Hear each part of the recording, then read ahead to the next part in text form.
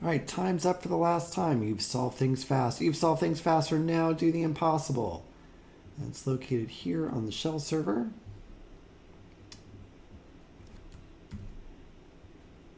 All right, so let's go ahead and run that. So you'll see that the alarm goes off basically instantly. We have a challenge. It has some new operators, T, X, and so we're not going to be able to just call the normal Python eval for it. So I downloaded this, I put it in Ghidra, and what Ghidra enabled me to do is find this function here at 100CA2 that defines what those parameters mean.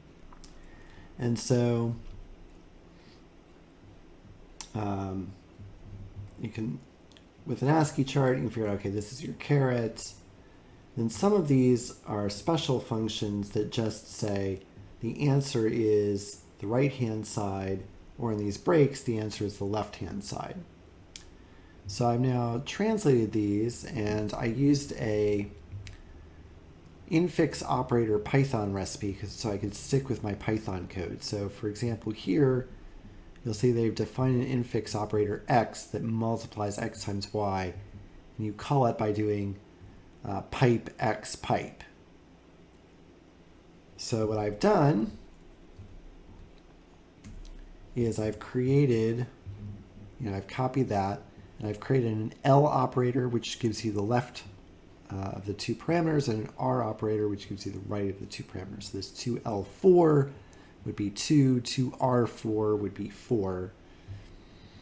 And I basically do the same thing as I've done before. I'm going to call times up one last time. I'm going to get the challenge.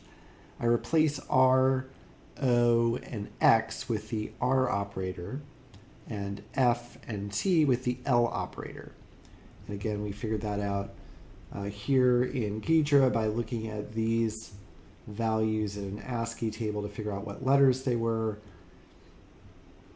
And if it says param2 equals param3, then you're using the right-hand side. If it just says break, you're using the left-hand side.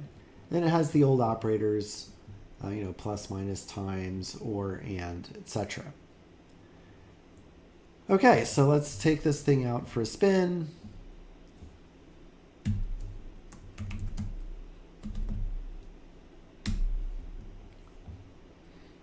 All right, I need to be in the correct folder.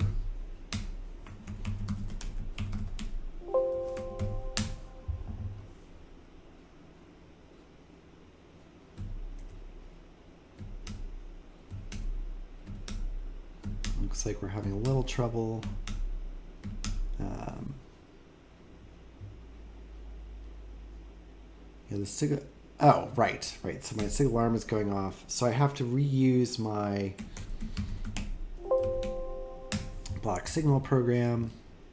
Again, it looks like sometimes I'm not computing the answer correctly, but if I just do it often enough, I will get myself the flag.